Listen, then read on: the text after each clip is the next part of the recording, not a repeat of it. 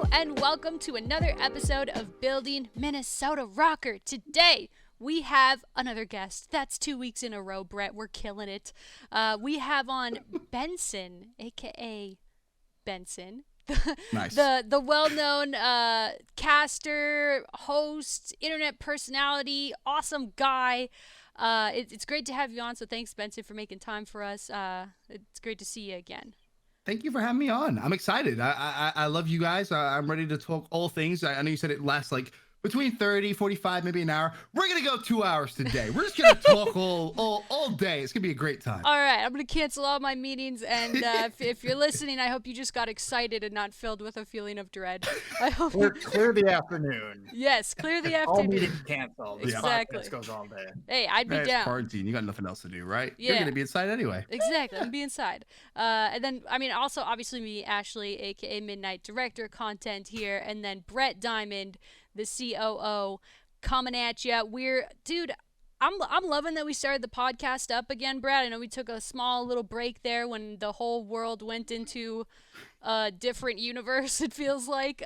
So we haven't been doing it as much. But, you know, last week we had Hector on. I think we came back for a return episode before that. It feels good to be back and just talking and getting that, like, FaceTime. I think it's really awesome to connect with people that way. Oh, yeah, definitely. I mean, it's great just to talk about what we're doing, right? There's, you know, it's obviously a different world that everybody's living in, but, you know, we'll share with the listeners and the fans what's going on with RØKKR, and it's great to have some guests on and hear different perspectives on what's going on in the scene. Yeah, it's super awesome. And I think, like, Benson, you particularly, so for those of you guys that don't know, well, hopefully you do, because hopefully you've been watching the amazing CDL matches, specifically our matches this year. Benson has casted quite a few of them, and you've been casting since we were just talking about this before the podcast, but it was like 2011, 2012. I'm trying to think of like when you first popped on my radar. And you started in Call of Duty, right? Is that how that's how I knew about you so early on then, because I was obviously super deeply ingrained in Call of Duty. And then, I mean, you've casted a bunch of other games. I think you casted Halo as well, came back to Call of Duty, and now you're on with the CDL, which made me super stoked when you were, you know, I think it was like Black Ops 3 was the year they changed up a lot with the casting, but now they came back to their roots. They knew better. It was awesome. So from your POV, how's this year been going so far? I mean, we've obviously been in Call of Duty for a long time. All right, so we know the deal. We know the competitive COD cycle every year, and now it's been like elevated because it's a part of this bigger league. The teams, the franchises have all bought in, and we're all in it together. What's your perspective, or what's been like the biggest difference for you in the way that this has been run? It's hard, right? Because gameplay wise, it feels like it's just any other year, right? Because we're seeing the same kind of structure, if you will, that we have in the past. Yep. I think the big thing for me, and don't blush because this is a compliment towards RØKKR, is the system which was designed works. And you guys, to me, are the team that are proving it works the best. There's a lot of teams, I think, who have invested into this infrastructure who maybe aren't doing as much as they could, which kind of frustrates me a little bit. But then I see, like, you guys with your watch parties. Obviously, I know quarantine happens and you can't do those, but you still do them on Discord, which is fantastic. It's just showing that the system works, right? Which to me is fantastic. Like, the opening launch weekend, that was amazing for me. Yeah. Seeing like your team specifically, and it's no like shade towards those players, but historically, like, they're not massive fan favorites, and to hear the crowd like erupt in Minnesota was amazing. It like sent like shivers like down my spine. It was like, oh wow, this is sick. And every city we've gone to, we've seen that kind of work. Obviously it sucks with the league having to move to an online format, but that's completely out of our hands. But it does give me this kind of, I don't know, like happiness almost, that hold on a minute, like, we didn't just do this just because every other league is doing this.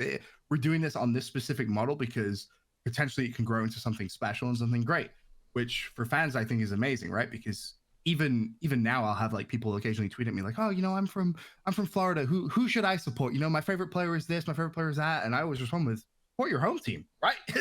Start there, and then maybe if you get a favorite player, move on to X, Y, and Z, because I think you guys will know as well as anyone else, sports, you don't necessarily always support your home team in sports, right? sometimes you can move a little bit further away if you want. But for me, like I said, I think the system actually works, and you guys are doing a fantastic job of showing that it does just that. Yeah, I remember. Oh, go ahead, Brett. No, I was gonna say thank you, thank you. You know, it's something where that means a lot to us coming from people that have been in the scene for a long time, because coming into it, we were and we still are truly the newest organization, the newest group. I mean, obviously all the orgs are new in a new league, but coming into it, we were the only team that didn't have 10 of the 12 teams are an owl. Sure. The London team has a history in the space. So for us, it was really important to make sure that we were hiring the right people. Obviously, started with Ashley, and listening to people who've been in the scene for a long time, and taking the right steps while also adding our own flair to it, and doing things that we felt like could add and build on what was already great about it. Sure. And I mean, you're absolutely right. Those moments, we talked so much as a staff and as a team about how much we were looking forward to that moment, launch weekend, when our team would be announced for the first time. So sick. The Come out, walkout. and we always expected it to be an amazing feeling, but it just exceeded all expectations. And then when they started the first time they started chanting "Let's go RØKKR," we all kind of looked at each other like, wow, this is real. Awesome. This isn't just something we're planning towards or imagining. Like this is real, and it's been a wild ride for sure. I think I think when we talked about it, Ben, at the event, I think after I came up to you and you were like, dude, this is like the first event, and I mean, we really were like the new kids on the block. And so for us to come in, host the first event, and have an immediate fan base just latch on just because of the geographic location, that was like, because coming from where we came from and like how Call of Duty eSports ran before, there was like 2, maybe 3 sometimes like juggernaut teams in this space. And it didn't even matter if they were winning or not, right? They were just still the juggernaut team. Like, yeah, exactly. Crazy. And I love our guys, and I knew this when we recruited them, but they don't have the biggest following. So it wasn't like a day one, like, okay, we're gonna get X player and they're gonna bring over their fan base. Right. We truly started, from the ground, and we built this up. And so we would talk about I can't wait to see like our team take the stage for the first time. I didn't even know, like, I couldn't even imagine what that would look like, because I'm like, what is that going to be like? Like, I know we're making content, I know we're doing a good job, promoting that this event is here and the league is starting here, so it's exciting, but I didn't know truly what it was going to look and feel like. And this is so nerdy, but I still get goosebumps like when I hear you guys like referencing it. I'm like, because I remember like looking down at the crowd, because we were on the side seating, and I see our players walking out, they're hyped, the crowd's hyped, and then people are getting into it. And it was a moment for me where I realized that this is like the start of something great. And even then I realized that, but now even 6 months removed, looking back at it, it's like, holy cow, like it really, like it happened. That is such a crazy thing that we were all working towards. And I think, for the structure of what the league is and what they're trying to do, I think it's a promising start. Obviously, with everything moving to online, what can you do? I mean, you gotta roll with the punches. There's not much you can do about that. I kind of feel like maybe you guys coming in as, quote, the newer kind of team, if you will, I think that probably helped you a lot, because what I found a lot is when teams come in who have teams in different esports, they have this, quote, vision of what is the correct way to do esports. And there is no correct way, right? Everyone has their own take and spin on things, but people get this formula in their head and they go, all right, well, it worked for this team, therefore we have to do it this way. And it basically all becomes the same. It becomes kind of very vanilla, if you will. So maybe you guys having so much of a fresh outlook on, hey, maybe we could do this, maybe we could do that. Let's try this. Let's try that. That probably helped you the most. Like, actually thinking about it, coming in as the completely new team, obviously hiring the fantastic people, the right people, helps a ton. But you know what? That probably has something there. There's something there to that, I'm sure. Yeah, I agree with that. And we've talked about similar things, and even internally going back to the early days. where, for us coming into the scene, whether it was myself personally or our ownership group, came from the NFL world, but we weren't coming into it with an attitude that we had all the answers for esports, right? We sort of took the opposite view of, we have a lot to learn. We need to make sure that we're listening first and just absorbing it. But then our philosophy from a hiring standpoint was hire people that have, that have experience and are coming from the scene. Case in point, Ashley. Hire people from different perspectives entirely. So Annie Riley, our VP of marketing and creative, she worked at Aveda, which is a beauty brand. Oh, wow. Yeah. So something very different, but had a lot of experience in social and digital media agencies, had worked around the content space her entire career, and also is a gamer herself. So she's been a lifelong gamer, but has never worked in the esports scene. So she has a unique ability to have kind of an insider's and an outsider's perspective at the same time. That's awesome. And so the first three hires, Ashley, Annie, myself, we sort of had these three perspectives, right? Coming from the esports scene, coming from traditional sports, coming from outside. And then every step along the way, we've continued that, right? Where we've tried to bring those perspectives together. And our philosophy is everybody checks their ego at the door. There is no right answer. And everybody's ideas are, get listened to, and we try to come up with, there's not the right way or the wrong way. There's, just sort of, we're figuring out what our way is. Some stuff works, some stuff doesn't. Do more of the stuff that works. There you go. Do less of the stuff that doesn't, right? Not rocket science. But number one is to just do. And that's kind of where, like, you get the like Gary that. V, he's minority owner here, so you get that little spin on it too. And it's like, heck yeah, like full momentum. And so, that's why it's been weird for me, because obviously me from before. I was for 10 years a part of the same team. I never really like changed my MO. I was consistent in the content I did. I was consistent in the teams and brands that I was a part of. So to switch now and be a part of something completely new, it's been super refreshing. For you, Ben, when you're coming into, do you have this, like you said, the gameplay is like pretty much the same, but there's this new kind of vibe, obviously, with the league, a little bit of a different structure. How do you feel about what this transition means, not only for the CDL, but just for esports as a whole? Do you think that other esports are going to continue to go down this franchise model lane, or do you think every esport should, case by case, see what works for them? What are your thoughts on this, like, kind of new age that we're entering? So it's interesting, right? Because the number one kind of mantra almost from esports is we have to compete with sports. Mm-hmm. That's been like the age old, like since I first started commentary and since I first got talking with production, it's like we have to compete with sports. We have to compete with sports.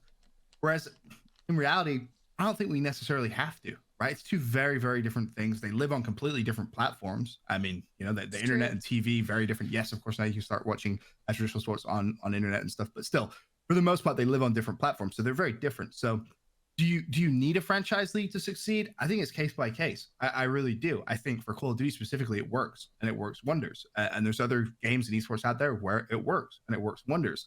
But there might be games out there that maybe they're just not ready yet, right? I mean, think about Call of Duty. It's been, 13 years almost, really, since competitive Call of Duty really started to take off. And it's such a massive franchise too. Like the competitive community is big, but the general player base is massive. It's ridiculous how many people play. I know they tweeted out the Warzone stats. I think it was like 2-3 days ago. It's like the amount of people playing Call of Duty is insane, and it took us X amount of time to get to franchise league. And I think credit to the people at the top making that decision, because you could have jumped the gun, like could have maybe gone too soon, and maybe it wouldn't have worked. Yeah.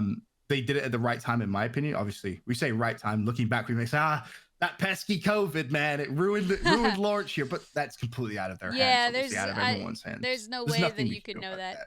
I think, but for the most part, I think it is dependent on game. I really do.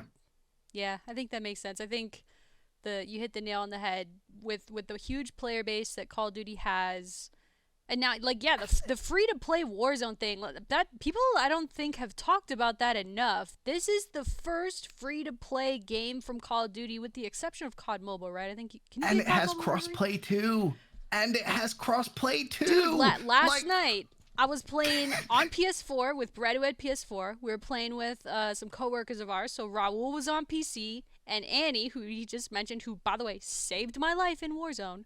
It was insane. Like she clutched up, but she was on Xbox. So we're playing this free-to-play game. so sick. We're all playing together, and obviously Warzone is not, super closely compared to competitive Call of Duty. They're kind of like two different beasts hanging out in the same house. But it's that intro, right? It's that, Warzone's cool, but oh man, I kind of miss playing multiplayer in games like this. Let me go sign up on there. And then maybe they happen to stumble upon something in game. Maybe they see like somebody rocking a RØKKR skin and they're like, what's that? Who are those dudes? And then they look it up and they're like, oh wow, there's this whole world here. Like there's still a whole world of Call of Duty esports for people to discover, and I think that's one of the things that makes me most excited. So I've said this for the longest period of time, right? When we look at the Call of Duty esports ecosystem, a lot of people come in who maybe like completely new, like producers, it doesn't matter who, but even fans, and they say, all right, so how do we grow this thing, right? How do we grow Call of Duty esports to the next level? And then you start looking at all the other esports, right? And they say, well, they have this average concurrent, they have this Y. And then they start thinking, all right, well, how do we take those viewers and bring them to us? In reality, that's not the solution. The solution for Call of Duty is how do we take the millions, and I mean millions of people that play the game every single day and have no clue we exist, which is so bizarre to me. Who, like, I'm so ingrained into this. To me, that's such an alien concept, right? That someone could play Call of Duty every day and not know we exist. Yes, like how do you not know who Scump is? How do you not know? How do you not know anything about, like, you see the skins? How do you not know? But they don't, right? To them, it's just that guy's running around with a cool looking, like, Viking-ish skin, right? It's all that guy cares about. He's going to go on, he's going to keep playing his pubs. He isn't going to inspect it. But for me, the answer to growing Call of Duty is how do you get those people, right, who play your game? Forget the people that don't play the game. Like, that will come in time. That's always been my mentality. That'll come in time. As the esport grows, those people will come. But the people that are playing COD Mobile, how do we get them? Like, just the COD fans, there's so many of them, man. Like, I was saying, how sick would it be, right? Imagine it's Saturday, Sunday, Friday of a CDL weekend. Doesn't matter which day, right? You're playing Warzone. You're dropping in Warzone, and Stadium Roof turns into like a stream of the CDL. Dude, so you're dropping in and you're seeing you're seeing the game because the stadium makes sense, right? And for every weekend, you put banners of the players that are competing on that weekend around the stadium. You actually put the advertising of the weekend. So, it's launch weekend. It's Minnesota RØKKR. Like, that's the branding around stadium. But incorporate that into something that then how do you miss that, right? Okay, you miss the guy with the skin, sure, but you miss a stream on stadium when you're dropping in on Warzone. Nah, no one misses that. But it's just all these ideas that I think we could use and implement to get the actual players, people that love our game the most, that play every single day. Let's bring them. Let's make them fans of our esport. Yeah, I think that's one way to do it. First of all, I love that stadium idea. Sick, right?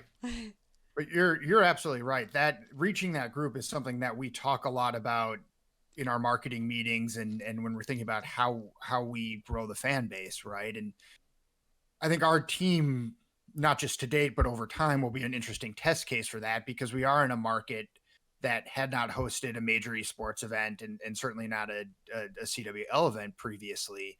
So it's even more important for us as an organization to reach those fans. I mean, I totally agree with you. The long-term success of every team in this league and the league as a whole will be on reaching that group that you just described 100%. And for us as a new team in the short term, we have to find a way to bring those to make them aware of this product and this team, and hopefully do things and produce content in a way that brings them in.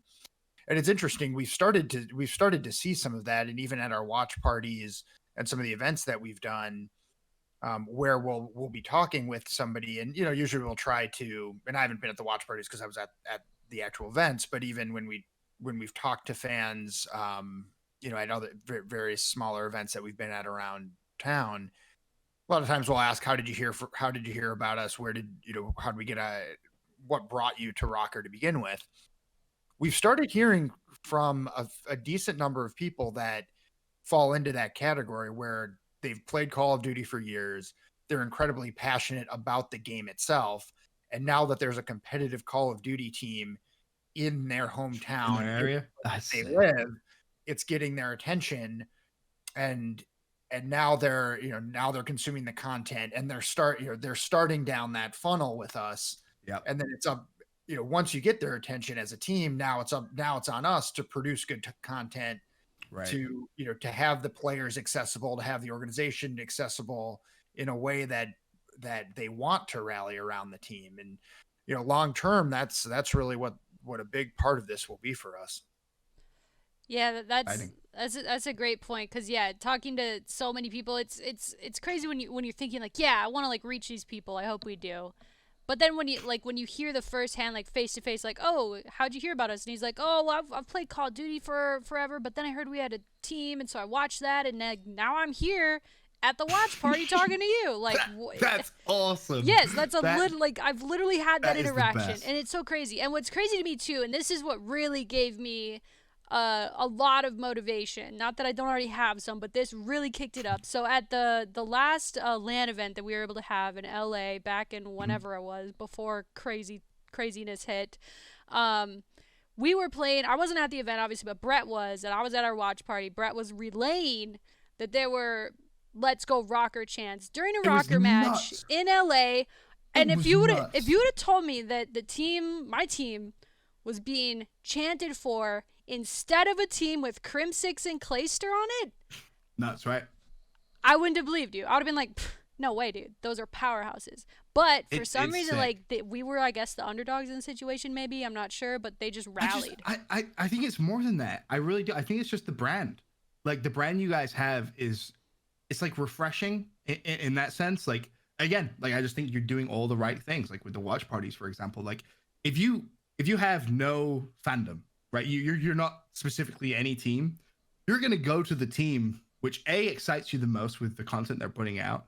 B, the players are accessible, right? You know that you can pop into their stream and they're gonna say hi. They're gonna say what's up. You can get to know the players on a personal level, and just something that makes you feel a part of a family. That's like for me the three things a new fan is always gonna look for, and I think you guys probably check off those three a lot better than some of the other teams in the league do. So for me, like when you hear those like "Let's Go RØKKR" chants in LA, like it's weird because it almost went from, like I said earlier, the team which I didn't really think was going to have that much fan support is actually turning out to be the team which may actually have the most diverse fan support across the US. Like it wouldn't surprise me if we went to maybe like Paris or London next year and there's like "Let's Go RØKKR" chants. It wouldn't surprise me. It wouldn't surprise. Go international. Like why not? But again, I think you guys are just doing so many things right that I think the fans for you guys are coming so organically and just naturally. And that must be the best feeling. I can't imagine for you guys how that feels because, again, it's the same way I kind of look at the league now. It's like, yes, it works, and you guys are living that. You're living the feeling of it actually does work, which is so awesome. Yeah, I don't mind admitting that feeling when I heard those "Let's Go RØKKR" chants in the venue, in another team's venue, was, I mean, that's truly one of the coolest feelings I've had my entire career.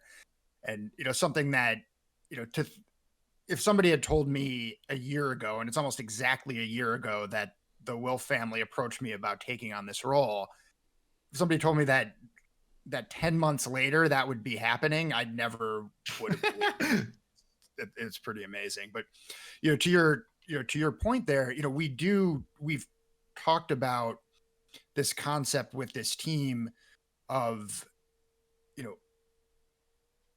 being, if we do things the right way, can we be the team that is some people's second favorite team, right? Obviously, we'd love for everybody to have RØKKR as their favorite team, right? And certainly people in Minnesota. But especially early on, we talked about a concept of, look, if there are people in Minnesota or wherever that we're FaZe fans, are FaZe fans, we're Envy fans, we're not going to ask them to give up their old loyalties. That would be that would not be the right approach. And frankly, I don't even know how you actually ask them to do that. Send out a little letter. But hey, we're cool with being somebody's second favorite team too, right? And if you're a FaZe fan, but we're the team that you root for when Atlanta isn't playing, like we'll take that support. That's cool. Yeah, I love that. So switching gears here a little bit, I kind of wanted to pick your brain on some of the more specific stuff because not only are we heading into a new format, But we had this massive free agency before the year, which I don't think a free agency or roster mania period has ever been so Never this crazy big. before a season. Never that much movement. Going into it now, I mean, there's like, I would say 4, maybe 5, depending on the weekend, 4 or 5 teams that could take a home series at any given weekend. And that obviously that's a good thing, I think. I think it's a good thing that it's gotten more competitive, because for a few years there it was like Agreed. 1 or 2 teams were like, they were always in the finals together, and then like, oh, Optic Boring. won, sweet. I mean, it wasn't boring for me, but it was it was pretty awesome. But like, you know what I mean? Like, now it's so competitive. So what do you make? I mean, did you expect Florida to come out and win? Oh no, They did, though. absolutely not.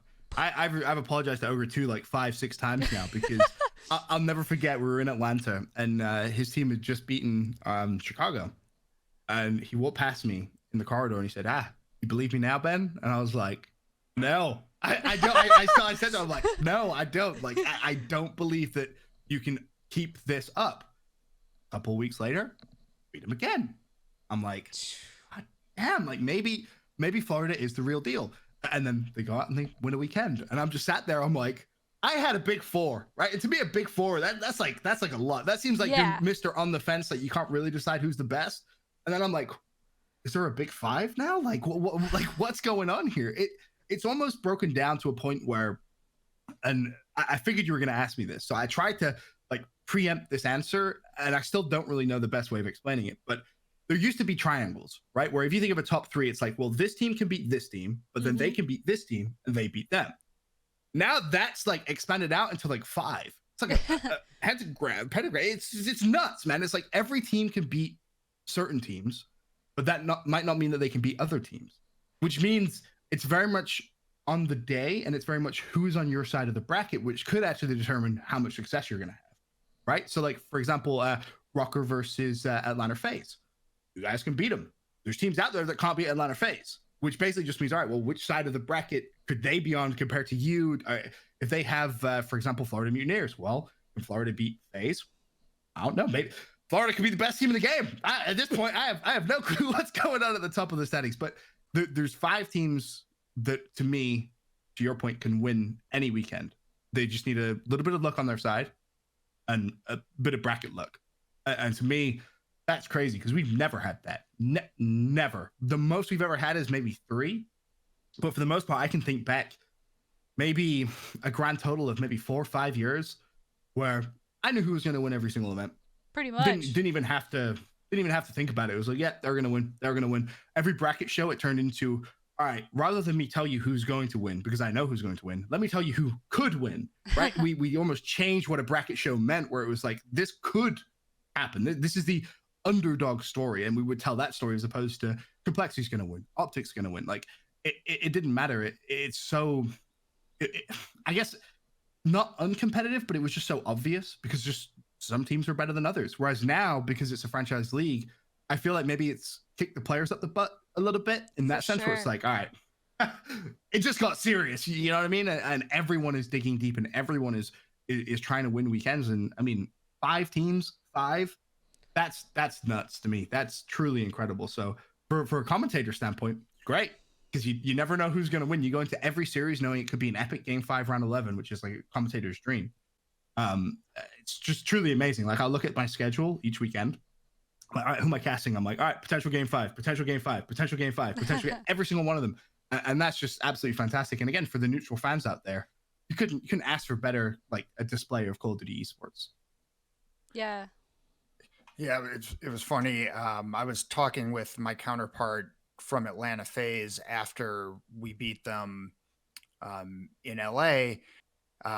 Such a good game, by the way. That was yeah. I mean, that was just a whole series. I was running around unreal. a bar, high-fiving everyone.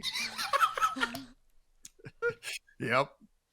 And he made a point that I thought was really valid, where he basically said, like, yeah, I'm not glad you guys beat us, but sort of alluded to this idea that it's good for the league to have that level of competition. And just like you're saying, it's more compelling when you have, I mean, you're talking about 5, but there are could be even more teams that could run the table and win a tournament any given weekend. And that's just so much more compelling from a content standpoint, from a broadcast standpoint, in terms Agreed. of drawing in new fans, than if it was just Atlanta and Chicago head and shoulders above everybody, or Atlanta, Chicago, and Dallas as the big three. So it's, I think it'll be, it's just every step along the way, and the way it's setting up too. Like, let's say that the top 5 sort of stays as that. Being in that top 4 at the end of the season in terms of points makes such a difference for the way the championships and the way playoffs will be structured. So, I mean, every single game will matter. If you're, if we or whoever is in a dogfight to be in that top 4, it'll be really interesting down the stretch. It's win as many games as you can every single weekend, and pray to God you win some championships along the way. That's basically how I look at it, because I mean, how long's left? Like, it feels like we're basically like approaching halfway through. Yeah, we got to be at the halfway point by now, right? I think we're close. So it's basically becoming crunch time. You guys are super blessed because your first time in. Actually, I don't think you really ever. Well, I guess there was maybe a couple of down years for RØKKR where they were kind of a quote bottom team. But yeah, imagine you're in kind of like the bottom 2. Like, that to me is like petrifying. Like, if I was managing a team and they were down there, because what do you do? Like, you're desperate for points. I mean, that kind of brings me to the next thing I want to talk about is like this roster movement. It's really interesting to see how it's working out, because instead of New York saying, "Okay, censor, here you go, unleash the door and let them run out and go at it," they pick up this amateur guy, and I mean, it seems like New York has improved off of just that one change. So yeah, they have. And now, like, you're definitely right that it's crunch time. If you're like in the bottom 6 of the league right now, and you know that, yes, okay, because of the online format, champs is going to be a thing, and you're going to be there. But if you don't have those high points, if you're not seated high, you might be starting out the losers bracket. So at this point, you're sitting to yourself, looking at your roster, saying, okay, what's the issue here? Is it the coaching? Is it the management? Is it the players? What's going on? Is this, like you said, a kick in the butt for some of the players who maybe didn't take competing as seriously as they could have coming into this year? What do they do? I mean, I honestly think you take the New York approach. I really do. There's a lot of players who we know who've been competing in Call of Duty for a very long time. Are they still talented? Sure, yeah. I think they'll maybe find their way into a team if you talk maybe expansion in a couple of years' time or whenever that occurs. Right? I always make the joke: you expand 4 teams into this league, well, that's 20 players. Yeah. Name me the next 20 players.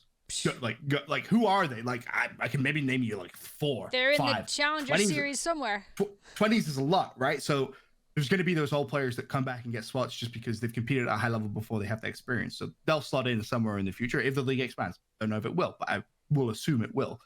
But for the New York approach, it's really interesting, right? Because you go, all right, well, we had one of the best players in Europe ever. Well, it didn't work out. So we'll put him to one side. You still have Sensor on the bench. Great player. Champion. He knows how to win. But rather than taking your chance on Sensor, you go with someone completely new. Someone who's just been making big noise in the community, in the amateur scene, and is just talented, right? And you think back at the success E United had to end the CWL era. Yeah. Easy. You put him with a veteran of Clay, and boom, the rest is history. That's how I always look at that team. And for Simp, what he achieved in his rookie year, like he turned 18, I think it was the second place, and then MVP, first. The 2 biggest events of the year. That's incredible. Ending right? it off with champs. Like, imagine your rookie year being that. Like, there's never been that successful of a rookie year. Never. Not and Kenny, not probably Dashy. never will be. Yeah. Probably never ever will be again, because just of how things kind of panned out for him and that team at the time. But there's so many players in the amateur scene that are competing who are just hungry because they haven't had their slice of cake, right? They haven't had that chance of, what is it like at the top? Whereas a lot of these players have had this for, 10 years, if you will. Admittedly, it's changed a little bit along the way, but they've been in the spotlight. So now if you're an amateur player, like I've been saying a lot, like I did a Challenger stream the other day, this is the best time in Call of Duty history to be an amateur player. Yes. Period. Because every top team will have people looking at the results every single week. They'll be tuning into streams. They'll be checking out, is this guy good? They'll get the coaching staff. Is this guy good? Could he slot in? Maybe is it a potential sub do we bring him on? And then an amateur player went from, you know, playing in Challenger Series every day to potentially a small salary, which is better than he's ever had so far, right? And then that's how you grow. Like, what if you go, I laugh, but the Toronto Ultra kind of approach, right? Where you have an A team and a B team. Problem is they never really figured out what their A team and B team was. They just had too many players, but hopefully there's a lot going on there. Hopefully for their sake, they figure that out soon. Yeah. But you could potentially have the E United approach. They did it better, was the A team and then the youth team, right? They bring in these players and they practice. And then what happens? Bang, Simp appears, he slots in, they start winning championships. My point is, there's so many good players out there in the amateur community now, in the amateur scene, where if I'm a team owner, I'm looking at that. I'm looking at that and I'm saying, how can we bring these guys in for maybe not this season,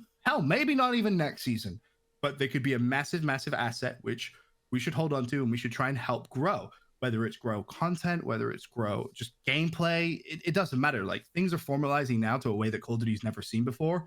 And I think it's the people that are so forward thinking that can take advantage of that will have the best success in years to come. Not just this year, maybe not just next year, but the actual future. It's about growing in a way which is smart. And these young players, man, I mean, you saw what Mac did for New York. It was insane. He was so good. Actually, you said he made that team better, which for an amateur player to come in first series, and you look at the teams they had to play, not easy. Yeah. Like, he really performed at high level, and I can promise you this: there were more players like him ready and waiting for their chance.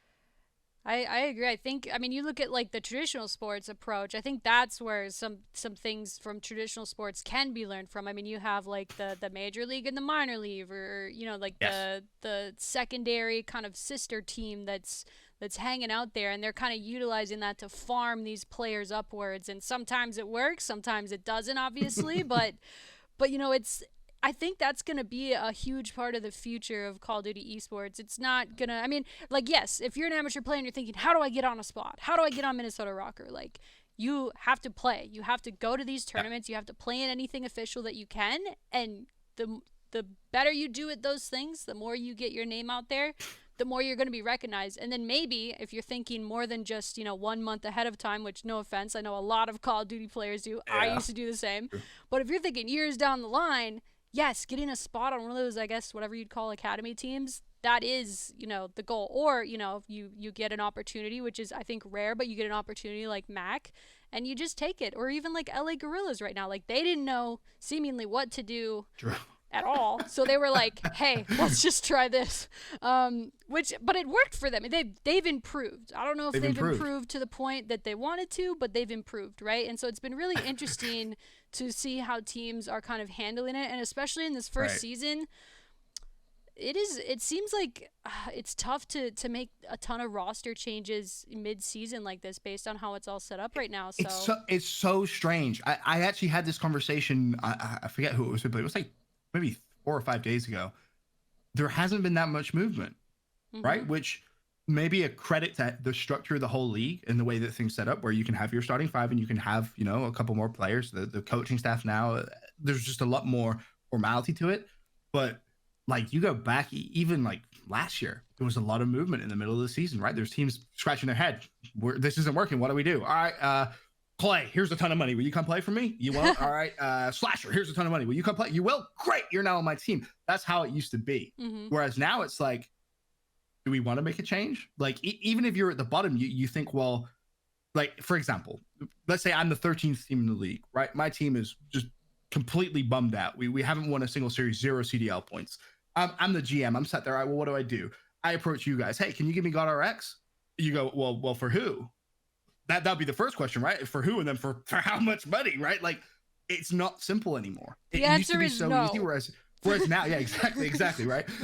For you to give up that asset is just never going to happen. Like, it's just not. Whereas in the past, you probably would have done. Yeah. Like, just because it's like, oh, well, here's a bit of money. Give me your player. I'll give you someone else. All right, sure. Now you're playing in a franchise league. You're like, well, this guy is like, he's a massive asset to us. I could have picked any of your players. It was the first one that came to mind. Of course, all of them. It's just not easy anymore. And that means the decisions you have to make are so important, which is why I say invest in the future now.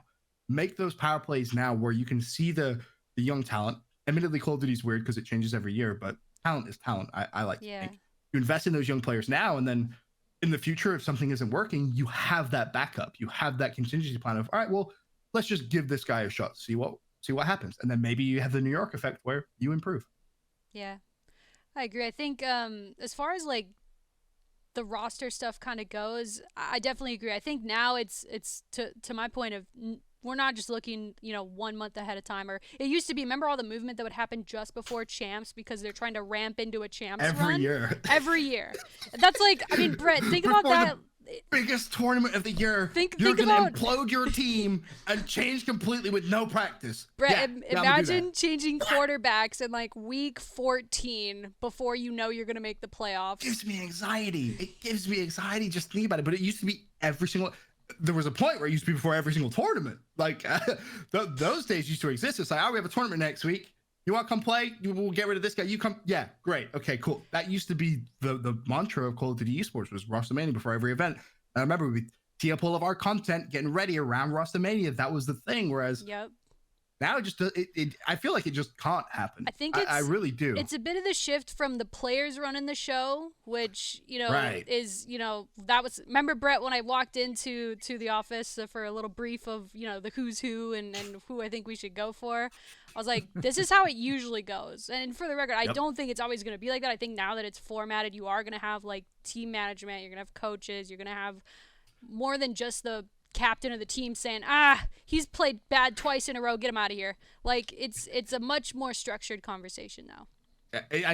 That's the point. I feel like it can't happen anymore, right? And I think that structure is already seeping in. You'll have players who I've spoke to, I'm not going to name names, but who say, I'm unhappy. Like, I don't want to play with this team. I'm like, well, make a team change. Can't. Like, that's the response. Can't. You have to deal with the situation that, to be fair, a lot of the players have made their own bed, if you will. Like at the start of the season, I know a lot of players kind of banded together and said, this is the team we want to play with. We'll play for your brand. It wasn't, let me pick up this player, this player, this player. A lot of teams, whether it was either 2s or 3s or 4s, 5s, for example, a lot of teams and players were kind of pre-molded before anything happened. So it is the case of, well, you made your bed. Now it's time for you to sleep in it. Like, you should have thought about this. And obviously it's hard again because Call of Duty changes every single year, but that's why I'll keep saying it, man. You got a contingency plan. You have to look at some of the younger players. And again, I know there's so much talent out there. There really, really is. It's interesting to think about from the, call it organizational or management perspective. We're fortunate that we've had success, and so we haven't had to consider roster changes or anything like that. But the fact that players have guaranteed contracts impacts this, right? If you're an organization, completely, yeah. You can't just cut a player. I mean, in theory you can, but you're still going to be paying his salary. So you have to be a lot more, I don't want to say careful, but there's certainly more financial considerations that go into making any sort of a roster change than there. And I don't know exactly how contracts were structured in the previous league, but from what I understand, there weren't any. It was the Wild West. No obligation. It's a lot easier. I mean, it's interesting because obviously, like, that was a key move that the league made to provide financial security for players, and I think it's a great, move from that standpoint. But it is funny because I imagine there are players in the league that are saying that want to see their teams make roster moves, and their team really can't because of that dynamic. But it'll just be interesting to see how these things evolve over time, right? I think over time, it's the first season of the league. Everyone's sort of learning how this new world will work. Agree. But over time, people will sort of figure out, like, where are the efficiencies or inefficiencies in the system, and how do you figure that out? But I mean, to your point, Benson, on players grouping up and playing with their friends, etc. I mean, we certainly saw that during free agency. Boy, were we pitched, I don't mind admitting, going into it, I was trying to learn as much as I could, right? But these were all names on a piece of paper that Ashley was sort of sizing up. Okay, these guys used to team with this guy teamed with this guy, and these guys are probably a duo, and we're going to go talk to them, etc. And we certainly saw that. Obviously, Silly and Assault were a package deal. We saw them and RØKKR had kind of formed up as a trio right around the time that we signed them. But what we saw, sorry, I'm just muting something that's coming in. What I think has been an ingredient of a success for us is the fact that, we look at how that roster was rounded out, right? We signed Silly Assault and RØKKR on the same day. And then, What a beautiful day. then, I'm sorry. yep, great day. Oh man, we've got so many funny There stories was from that day. That was a weird day. Like I said, pitches. It was insane. We Oh, were 15 yeah. minutes away from like just insanity, man. Just insane like pitches, and like if we hadn't contact, or if Cillian Assaults and Jerome, or I say Jerome because there's two Adams, but RØKKR, like they had the same agent, and he was like, hey, just want to let you guys know they're gonna sign somewhere else if you don't, pick it up. And I'm like, no, let me talk to him. Like, we're just, there was so much going on and so much to take care of, and so I mean, we knew though. All that stuff is why that roster mania was great. There's so much fans don't realize about behind the scenes. Like, people who kind of understand that will say that was the craziest roster mania Call of Duty's ever had, because it was genuinely how I imagine transfers in real life. When you get to like deadline day and it's the final hour, it's like, well, my player hasn't signed here, he's gonna go over there. Like, you have the agents on the phone. Like, it was like that. Like, it was truly like that. That was what teams and players experienced, was just absolutely bananas at the end of like deadline day. It was craziness. Oh yeah, there was a point where Ashley was mostly talking to the players, and I was mostly talking to the agents. That was sort of how our what our cadence was. But at one point, Ashley was messaging the guys, and I was talking to the agent. It was like, all right, don't sign anywhere else until 2 p.m. Like, let's talk at 2 p.m. Give us 2 hours. Yeah, and then we thought we were pretty close, and we jumped on the phone with Justin and his dad Mike. Oh yeah, I remember that. And had a great conversation. And I think very rightfully so. Both Justin, who's one of the longest tenured players in the scene, has a great head on his shoulders. But both Justin and his father wanted to kind of know, like, what is this organization about? You guys are the new, you're the new group in town, and had a very good conversation with them. And fortunately signed all three of those guys on the same day. And it was hilarious. Like, we've got so many funny stories from that day. We were touring a space, like an old community college that our ownership group owns, that was just sitting there empty. We needed a temporary facility for a couple months while our new place was getting built. And so Ashley and I had toured this place, and then suddenly, like, the phone starts blowing up. So we literally just basically set up camp in this abandoned community college. It was like Resident Evil vibes, because not all the lights would turn on. It was super creepy. At one point, like, we'd signed, everything was set. Ashley had left, and I was just like dotting some I's and crossing some T's on the paperwork. And when I walked down the hall, and there's just this long hallway, and it faces east-west, so the sun is setting on one end, and it really felt like it was a Resident Evil game. It could have. Did you take it as a bad omen? I was like, all right, I'm getting out of here because. Yeah, the sun was going down. I was like, I gotta go, Brad. I don't want to be in this creepy place with you anymore. The story I was going to tell before we sort of went down this rabbit hole, so we signed the first three guys, and then, when we signed Alex and Asim, neither of them were friends or had teamed with the first three guys. I remember very vividly that Brian Saints, he said, Alex is a guy that we've got to go after. Yes. Saint was like, Alex is that dude. Mm-hmm. And it wasn't, it wasn't because of past friendships or anything. It was just like, he saw the potential and what Alex could bring to the team as the fourth member of the team. And then when we talked to Alex, months later, and said, like, so really, like, no, why Minnesota? And he said, because I wanted to win, and I felt like this was the place where I could do it. And that was just so awesome to hear, both that he felt that way about the organization, but especially it said about his mindset and where he wanted to do. And then getting Asim to round out the roster. And again, at the time, I didn't, I had watched a fair amount at that point, but I couldn't tell, okay, this guy is good for this reason or that reason. But I knew it was who the coaches and Ashley were talking about as the right guy to round out the roster. And I think Assault had a quote that we posted about how Asim is as important to what we're doing as a team as anybody else, because he does the dirty work. The dirty work. Yeah. Which I love, because when I played sports growing up, like I was never the most talented guy on the team. And so I've got a lot of respect for like anybody that is grinding and doing the dirty work, right? Yep. Every team needs that guy, and so often is that guy undervalued or just underappreciated. So it's always good when your teammates kind of gas you up for making sure you're doing everything right and just kind of helping. But that's awesome to hear from Alex, specifically. I just wanted to win. Because too many teams and too many players, I feel, just say, where's going to give me the most money? And it's not always about that, right? Like for me, the first year of CDL, if I'm a player, I'm winning that. Don't care. I'm with the inaugural year of the Call of Duty League. I'm doing everything I can to win, because that will be remembered for a very, very, very long time. Mm-hmm. So it's great to hear that from Alex. But I feel like you guys did a really good job of a balanced team, in the sense of not just in the game, but also out the game. Like I feel like they've developed that family kind of aura a little bit. Like they seem really good friends. There is no like cliques. Like often Call of Duty esports was kind of compared to like high school, right? Like there's a click over there, there's a click over there. If they don't like each other, they'll speak to like X, Y, and Z. Whereas I feel like your team has become a family over time, which is great, especially considering some of them hadn't even teamed with each other in the past. Yeah, that was a big part of it. I mean, it was kind of funny. Like RØKKR, it's so funny. I have this notebook of all the notes I was taking on my player calls during that era.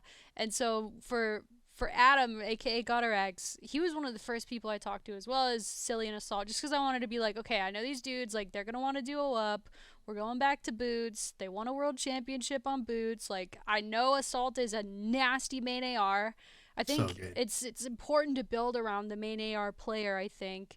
And then, Silly can literally do it all. He's so insane. So and they were immediately interested. Like just, it wasn't even just like, okay, what'd you place last year? What's your KD? It was, what do you want? Like, what are you here for? You're here to win, but what do you want out of your franchise that you're going to be representing too? And so understanding that and understanding like what they wanted from us was really helpful too. And then, like I said, I talked to RØKKR, and I knew, I was like, he, like, bare minimum, he's like on this team. I hope, like, I'm hoping it works out that way. You never want to hope too much in roster mania, because you know how that goes. But I'm like, I see something there. I see that because he's been around a while. It's not like he's new, but this attention that he's getting is new. And so I could tell that, like, if he keeps going however he's going and hits his stride, which I think he's doing this year, it's awesome to see. And then just the type of guy that he is too, like in talking to him, he's real kind of country boy, chill guy, like drives a truck and like whatever. I don't even know if Jerome drives a truck, but does in your head. He does in my head, and I know he wants one, so maybe he will.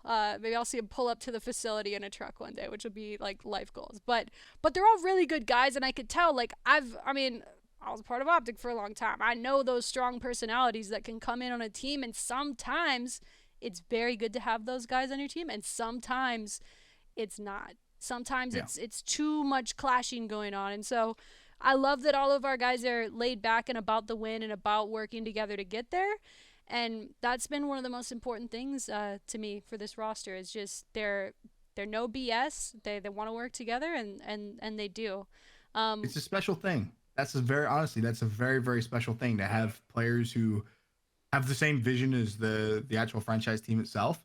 Sometimes there's that kind of segregation, right? Like what the players want isn't exactly the same path that the team wants, and same vice versa. Whereas to have everyone aligned in that one goal is it doesn't happen very often, but when it does, good things seem to happen. Yeah, and I'd be completely remiss if I didn't give a huge shout out to our coaching staff in Brian Saint and Jake, aka Reppin. They are an incredible duo, and they have really helped our players work together well and step up to the next level. They play the game the right way, and I can't take any credit for how the team has performed. I just put them together, and the rest that they did was due to the players and due to the amazing coaching. That's awesome. Yeah, one of the things that's been really amazing to see from my point of view is the things that the coaches talked about at the start of the year, and Ashley as well, in terms of believing that we had the right group of guys, and seeing what we saw in the coaches, to to improve and have the right recipe for success in a situation where, obviously not right now, but we had the players coming to the facility on a daily basis. The coaches, I mean, I don't know what other coaching staffs in the league do or don't do, right? But I know what our guys do. And they put in so much time and effort into having the right, putting the players in the right position to succeed. And just the dedication that they all have to doing it the right way is something that's, is something that we saw from those guys from day one. But thinking back to what Brian and Jake and Ashley talked about with these players was they felt like this was the right group to spend the time and dedication to learning the game and really working their butts off to get to a good place with it. And, I mean, so far it's played out that way. It's a long season though. That's true. Halfway there. Yeah, I mean, for some reason, I'm just like in this whole weird just pandemic time. I'm thinking, okay, yeah, champs. We're trying to get there. We're trying to get those points. We're trying to get that good seed. We're trying to ride into the weekend and then hopefully win it right off into the sunset. I feel like, we're. I gotta ask. So, Ashley talked about, God RX and his I would say ascension in terms of awareness of his skill as a player. I gotta give Ashley a little bit more credit than that, because when I remember the first meeting that her and I had where we were looking at her list of players, we said to her, Ashley, who's a player that's undervalued that you think has the potential to really rise? And God RX was the first name that she said. Would love your perspective on him as a player, and where yep. Would love your take on him as a player and where he's going. Honestly, he's been talented, like probably maybe not as good as he is right now, but he's been really, really good for probably the last 3 years.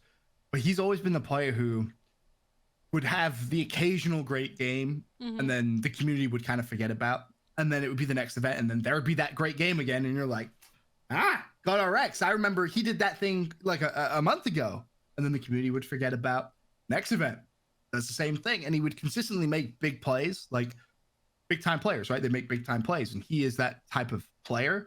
But for some reason, and I honestly, whether it was just the team he was on, couldn't tell you exactly why he didn't get the credit and recognition he deserved. I think that's what's so good about this year is a lot of players, a lot of coaches, a lot of commentators, and just anyone who has been around this thing for a while will tell you he's finally getting the credit he deserves. It's not he's all of a sudden become, God's gift to the game. He's always been great. Now he's just really been put in a position where he can shine, and everyone is like, all right, I see what he's doing now. And that's such a good feeling for me. I can't imagine how good that feels for him. And what's really, really good is from just the interactions I've had with him, it doesn't seem like that's got to his head. Like sometimes, you can grow a massive ego off something like that. But for his perspective, again, I feel like it's just, I'm doing what I did for the past couple of years. I haven't changed, right? I'm still playing the same way I play. It's just, we're having more success now, which is great. So I feel like for him, you just put him around the right pieces, like the puzzle, which again, just give him a light to really shine on. But he's been so talented for quite a long time. And to be fair, you can look at a couple of your players like that, like Silly, for example. Silly's always an interesting one because I feel like people think Silly only started playing a couple of years ago. Yeah. Whereas in reality, Silly is one of the most long-standing players in the entire league. For when he started playing, and then you look at his accomplishments, what he's been able to win. I mean, he's a fantastic asset. And again, he's another one of those dirty work type of players who, on so many different teams, he would be such a vital component. I mean, vital. Like you took him out the equation, that team isn't winning. But people just kind of say, oh, well, yeah, it's just Silly, right? So putting all those pieces of the puzzle together can so often give you such a good feeling, I guess, and great results too, right? I mean, you look at where you guys are in the standing right now, and this is where you're perceived as well. Public perception is often important. A top 4 team, I think that's fantastic. Honestly, I think the next step for RØKKR is going out and stringing together a series of event wins, and then when you get closer towards the end of the year and closer towards champs, that's when you can sit there and if you think you feel stressed now watching your team play, just wait till champs comes, because that's going to be a whole different level of stress you've never even thought you could feel. Seriously. Oh, man, I shaved my head, but at the rate we're going, it might just not bother to grow back. advanced in tournaments. It's been a lot of 5 games against 6 games against Seattle, 5 games against Paris a couple times. I mean, it's no joke. Nerve-wracking. The one thing about champs is, and this has been true every single champs, it never goes as most people expect. Maybe last year could be the exception where United won playoffs and they came out and they won. Yep. Maybe that's the one exception. But even then, a lot of people kind of doubted them that they're not going to be able to do it. Champs is it's special because it feels like anything can happen. Like anything can happen. Like you go back to when EG won when champs at World War II. They were a map away from not even getting to the bracket. They had to 3-0 up the gaming, which sorry, Ashley. was like it should not have happened. Yeah. Never should have happened, but it did. And it's so special because these things happen so frequently. Every single time we get to champs, there's something special that happens. And whether it's, you go in as an underdog, whether it's you go in as a favorite, like I don't know what I would rather want to go into champs time as, probably just kind of like the middle of the road in terms of perception. But to your guys' point, obviously seeding is so important. You need as many CDL points as you can get. That's for sure. But I can tell you, if you're stressed now, I promise you this: come championship weekend, if you get to championship Sunday, you might not even watch. You might be too stressed. I don't even. That's what I'm watch. like. I don't know what the situation is gonna be. If it's gonna be a LAN, if it's gonna be an online thing and an online watch.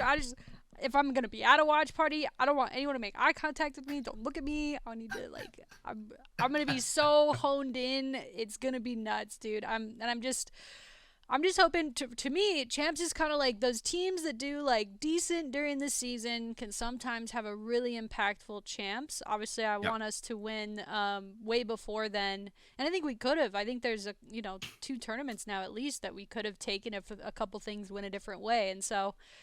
We'll freaking see, man. So we're at time, but I wanted to pick your brain about one more thing, and this is legendary to me. So I hope it gets across either to if you guys watched this show back in the day, or if you're just interested in this type of content.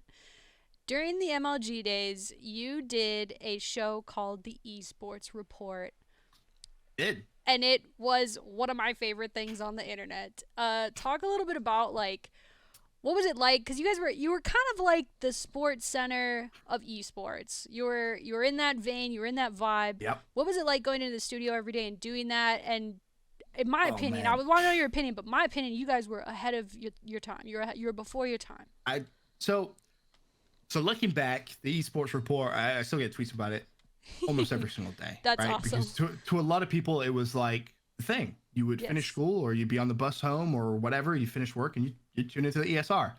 I will give full credit to Puckett for all of that stuff, because that was very much like his vision at the time. Yeah. And shout out for me Puckett, to come in, by the way. that was like the first year that I came into MLG too. So I remember you were new. You just moved here. Yeah, I literally day one. I remember I walked in and there was Chris, and he was like, "All right, so this is the show." He'd been doing a take of that show for quite some time, but he was like, "All right, this is how we're gonna do it." I still have the picture. I'm actually gonna get it framed of the very first show where I sat next to Chris and gave him a high five. It's like this legendary picture to me because it means so much. Like that's the. From that moment, he was like this mentor to me in terms of, all right, he taught me so much about not even just being on camera, but like things that go behind the scenes, production, just like certain things to me that would annoy me. He'd be like, "Don't get annoyed by that. It's an easy fix. You just do this," and he would like basically calm me down to that sense. And then we brought in Jack, who, I mean, Jack now Courage, just a little global superstar. Credit to his boom. He's been incredible. Mr. X, who now obviously Overwatch caster. Yep. Like we had this incredible crew, and every single day when ESR was fully in the swing of things, I remember we would go into the studio, and it was like, all right, I want to be on camera today for probably 4 to 5 hours, a couple of breaks every 30 minutes or so, but we're just going to talk. And we're going to talk about Call of Duty. We're going to talk about crazy clips that have happened in other esports. And that 5-hour period just used to fly by. Like the production team were such a privilege to work with. Like some of the guys now have gone on to produce some incredible shows. Like that core team, the ESR crew, it's just so funny for me to think back at, because what everyone, and I mean everyone who worked on that show has achieved now is incredible. It really, really is. But again, you'd go in and we just talk about random stuff. And then you'd have the roster manias that come up, and for 5 hours you're going to talk about what happens if this player moves here, and you just hypothesize for 5 hours and everybody loved it. So I guess it was kind of ahead of its time in a way. The problem is it was people have tried to replicate it. MLG tried to replicate it a couple of years after, and it never really took off the same. And the reason I will personally believe this is at that era where it was so successful, MLG hadn't fully been acquired yet. It was still MLG where, like, in those days, I remember I could go to the office and I could ask Sundance. I'm like, hey, Sonny, I have an idea, right? What if I had a game show? And this is a true story. I did this, and we actually ran this as a show. I was like, Sonny, what if I had a game show? And he went, try it.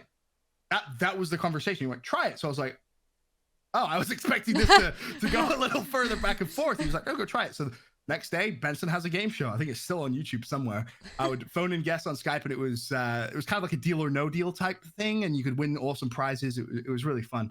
But that was kind of the era that we were in, right, where everything was so simple. And then when you get acquired by a big company, things don't get as simple as that, right? You think about legal that comes in, and like we were talking about like copyrighted music, right? I'd never worried about copyrighted music before in my life. Now that's a very big issue that you have to think about. So a lot of the freedom of what made that show so special kind of went away. I know the league has talked about trying to do shows like that in the past. We thought about it with CWL. And the reality of the situation is I feel like it won't ever be replicated to that level where you could tune in and watch and it would just be fun, right? That isn't ever going to exist again because of just the freedom that we had back then. What could exist is a show that is more formalized, but then the problem is, would that show do as well? I don't necessarily think it would, because I think a lot of people tuned into the ESR because it was this fun, lively, like you could watch and enjoy the content. It wasn't ever really being forced upon you. We just kind of, at the end of the day, you were watching 3 or 4 of your favorite personalities just have fun. And that's like so rare now. Like it doesn't really happen that much. But I would love to see a specific COD League version or spin of that, because we as a league have been producing a lot of content. Like we have our own podcast. We have Teep's new show. Yeah, ton of cool stuff. The content slate is actually sick that the league's It's really, out. really good. I messaged Teep. I was like, yeah, it's a really good show. You're onto something here. But the way I explain it is, again, you look at traditional sports, right? You can tune into ESPN when sports are going on, and you'll see the ticker at the bottom, the results. You're always up to date. Whereas in our league, are you always up to date? If you didn't watch last week, how'd you know what the result of last week was? Do you know the standings every week? Are you up to date with roster moves that come in? Really, the only way you find that information out right now is Twitter, right? And if you're not on Twitter and you happen to miss it, that information is gone. It's dusted. You only find out when you're watching the stream and you go, wait, what happened to this player? Why is he not on that team anymore? You don't have access to that kind of information anymore, which is a bit of a shame. Yeah. But again, my big fear is how well would that show do now, right? And I just, there's something inside of me which doesn't feel like it would do well, but I still feel it's essential, right? It's like even if it turns into a report show where it's a 1 minute, clip that lives on YouTube, that's maybe you put all these clips together and it's streamed into a 15-minute, 30-minute episode every single week. All those clips go out to socials, spread across the week. At that point, it's very hard to miss that information because it's just so out there. But I definitely think it's something that the league should consider. Fingers crossed. Maybe it's something that happens in the future. But damn, I remember when you came on the ESR. That was such a dude. That was one of my favorite days. So fun. That was so fun. I was in New York City, if you could believe it. I'm a suburb girl. I was down there. I was at the ESR. We were hanging. I was so out of my element. I was so in my new world. Obviously, I knew you. I knew Chris Puckett. So I was like, yeah, I'm comfortable here with these guys. And I'm on this like little desk stage thing, and I'm like. It was my first experience with hearing a voice in my headset that was like a producer. And I'm like, dude, doesn't like a deer in headlights. You're I was like, doesn't he know I'm trying to talk? And he's like, commercial break, 30 seconds. And I'm like, what do I do? I'm like, so that's so funny because a lot of fans don't realize that happens, right? Yeah. Like when you're on air and you're on a show, like you always have a voice, always telling you, like guiding you where you need to go. Dude. Right. Essentially, you always have your producers letting you know. So there's times where I can definitely hold my hands up. I've definitely done this where I'll be talking and I'm trying to listen, and then all of a sudden I miss what the producer says because I'm also trying to listen to like Chance, for example. So like I'm trying to tell a story, but I'm trying to listen to Chance and I'm trying to listen to a producer. So it turns into this mesh of noise, and he'll be like, all right, throw to like, for example, schedule card, right? And I'm just talking to Chance. I'm like, chance, I don't know where I'm supposed to go anymore. So we'll just end up spitballing for like 5 or 6 minutes, and then eventually the schedule will come. But it's such a different feeling because a lot of people always say, yeah, I feel like I could do that. Like I could commentate. And it's like, trust me, that's the easy part. The hard part is all the other stuff like behind the scenes that goes on. Like commentary to me is the easiest job in the world. Like it's just having a conversation. Like it's just two people talking. But being able to talk whilst listening and watching and staying retentive to all this other thing. And like being good on camera too, because I feel like sometimes I just go. I don't mind admitting that when launch weekend, when I came on the desk for, you know, like a little 2-minute bit, which was nothing, like that was 2 minutes. Mm-hmm. I popped the thing out of my ear. And I was like, this is not going to end well for me. I'm not used to this voice. It'll throw me way off. So I got to say, I sympathized with Krim a little bit when he had that moment. I won't say any more than that, but I was like, yeah, I've been there. So true. It gets so intense, true. man. I think to your point, as far as like back to like the esports report, the legendary esports report, I do agree. I think the appeal of the show was you were kind of like checking in with your pals or these personalities that everyone knows, and or everyone would get to know, and you were getting an understanding of what's going on. Like, cause like to your point, like unless you're on Twitter at the right time or looking it up yourself, like you're not getting that news. I mean, bless the people who came in this year and they're like, so what happened to Optic? Like, they're like, what happened? And it's like, there's really, I mean, yeah, you could look up stuff about it, but there's no show that was like, by the way, this happened. So I'm interested to see, because I'm not sure if like the super traditional sports angle is the right direction. I don't think you can make it that formal and that formatted and make it super like buttoned up, but you can maybe, I'm thinking maybe like make a hybrid of it where it's familiar, it's a good personality, whoever ends up doing it, it's real and entertaining in some aspects. Maybe there's some different things they throw in there that are entertaining. But yeah, there needs to be a way for people to stay updated a little bit better. I think the key thing for me is it just has to be fun. Mm-hmm. And what I mean by that is whoever, if it ever happened, whoever the host of that show would be, theoretically, would have to have fun. And you would want maybe 2 or 3 people to come on every week and just to laugh, like just to enjoy Call of Duty. Because so often, like I've been guilty of this in the past, 100%, is where you're so focused on stuff, you kind of lose that enjoyment and you lose the fun aspect. That work kind of becomes work, which is very weird to say considering we work in video games, right? It's the best industry in the world to work in, but sometimes you forget the fun aspect of things. And to have people kind of remind you of that every single week on a show is fantastic. And for me, that fun aspect is everything, because not only is it the people doing the show, the producers doing the show, but as soon as they're having fun, instantly it comes off as contagious, right? So you watch and you go, yeah, these guys are having fun. Now I'm having fun watching because everyone else is having fun. So for me, that's definitely the key component for success. If a report show of CDL news ever started to spin around, fun. There you go. Have fun. Just like that. Well, I think it ties back too to what we talked about earlier, the points you made on reaching those fans that play the game, right? But haven't engaged with the league itself. Imagine this. You put that content in the game. On the stadium. Oh, there you go. Every house you go into, Benson's reporting that RØKKR 30-0'd Huntsman, and it was crazy. It could happen. I like that too. I think it'd be an awesome idea. All right, so I think this might be one of our longer episodes. I warned you. I warned you this was gonna happen. Dude, there's just so much to talk about every week. It's all this stuff. I mean, I'm so passionate about it. I mean, you know, me and Brett live it every day, right? Being in this stuff. I have a question for both of you though. Yeah, okay? Shoot. So brackets, okay? Predictions for this weekend. Obviously, we have a event coming up. What day is it? Like Wednesday? 2 days, 3 days. Yep. I need to know predictions from you guys, because obviously I always get asked for predictions. So it's nice for me to be able to ask other people for your predictions for what you think is going to happen this weekend.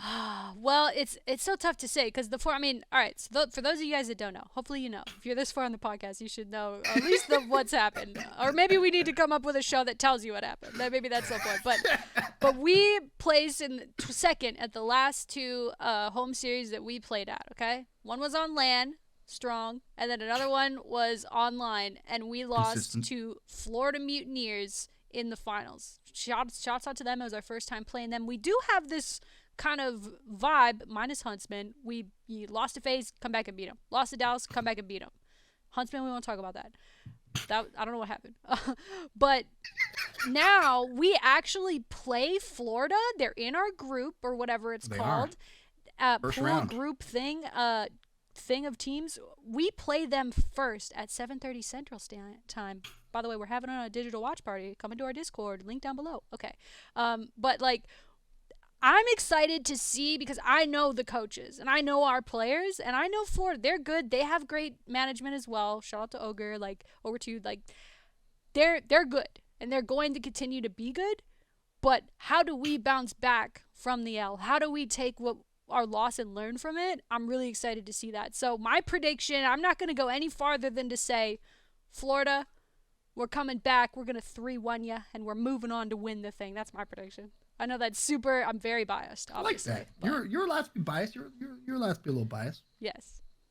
Yeah, I don't imagine you figured that the way either of us would end the tournament is with RØKKR not winning, right? That side.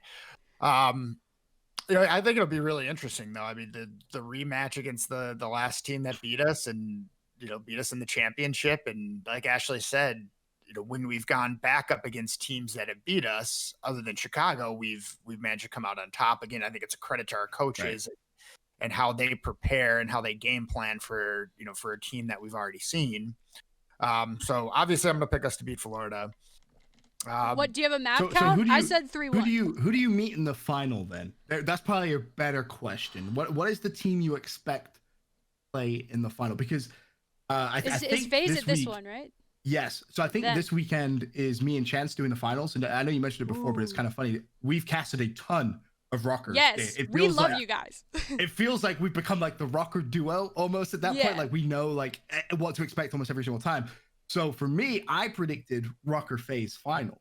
We all know what happened last time. So for this cast the final, that could be epic. That's who I predict. But do you guys kind of share that same sentiment? Yeah, maybe I think it'll be FaZe. FaZe will learn from their most recent tournament as well, and they'll be back and pretty tough. I think they're gonna be pretty tough to play. Okay. Yeah, you gotta think that FaZe comes through that group because you don't have Dallas, you don't have Chicago in there. I don't think. I don't have it in front of me.